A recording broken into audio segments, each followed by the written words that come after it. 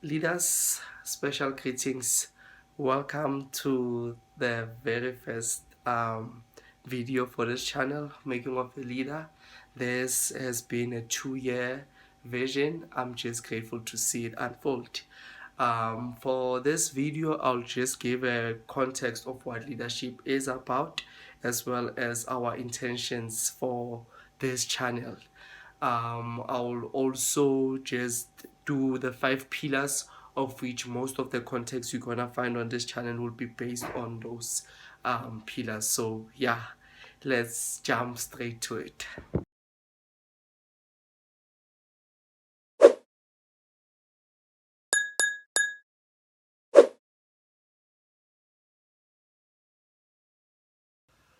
So firstly, let us define leadership.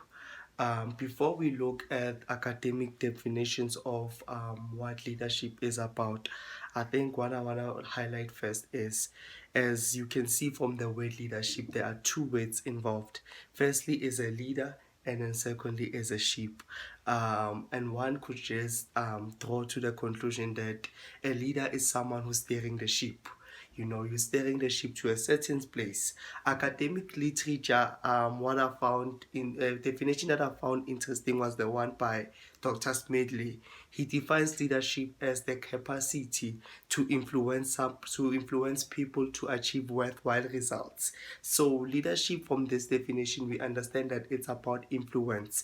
You're just taking people from one place to another. So the difference between leadership and management is that a manager is responsible for tasks.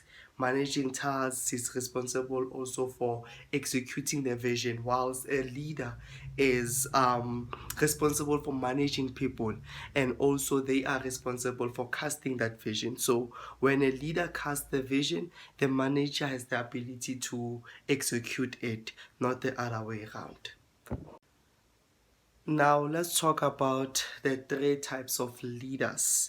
This has nothing to do with your leadership styles being the autocratic, democratic, laissez-faire and type of thing. No, this has just to do with where you are as a leader. Now you may find yourself in all these types of leaders, or you may find yourself in one. Either way, you are a leader, and I'll just share light on why we keep on saying that. The first type of leader is an organizational leader. Now, this is the type of leader who has an influence that comes with a certain title they hold within the organization. For instance, your presidents, your CEOs, your supervisors, those are leaders in their own fields, and they are leaders because of that because of that influence they hold. Now, the types of powers which are found in this leadership type, it's one, the referent power, that power that comes with knowledge. Two, legitimate power that comes with the title that one holds, and three, also the power that comes with coercive or reward, whereby you just withdraw certain rewards, or you give punishment, or you just reward people for doing good. Also charisma, it's also another power in leadership that helps. I will do a follow-up video explaining the different types of powers in leadership. Now let's jump to the second type of leadership. The second type of leadership is the inherent leadership type, or inherent leadership type.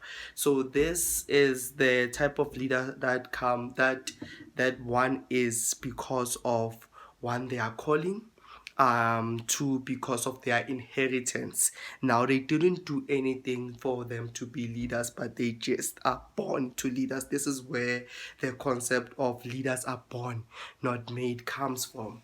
And perfect example would be kings. Just because you are born in a certain family, you are bound to be king. Another as well, which is we can go as far as to say callings. There are genuine leaders in which are called to ministry. They do not have a ministry, however they are leaders.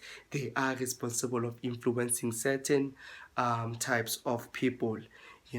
And also I wanted to make this point, distinguishing the two between the organizational power and the inherent power. So you'd find that there's a leader in a community. he wasn't up, he or she is not appointed as a leader, but whenever certain things happen, they go to that person. That person has their certain gifts, certain graces that enable them to help or influence people in that community. That is the type of leader in which we call an inherent leader. Whilst you find there's a mayor or a municipality leader who is appointed by the government, recognized by the president, that type of leader is an organizational leader. So yeah, that is just the distinguishing part. Now the challenge here, or when I was doing my research, is that when it comes to pastoral or gifts, you find there are pastors in a church. Do we say they are the organizational leaders, or do we say they are the inherent leaders? So I will do a video of a breakdown of what type of leader is that.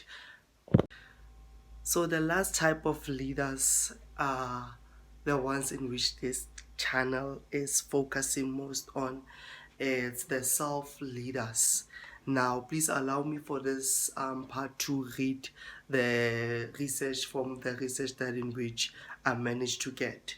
So, according to Dr. Mike Nihas, he defines self-leadership as the practice of understanding who you are, identifying your desired experiences, and intentionally guiding yourself towards them.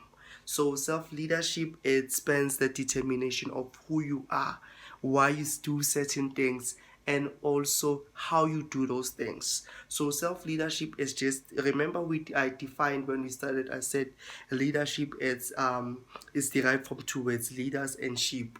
You steering the sheep. Now when it comes to self-leadership, you're steering the sheep of your own life.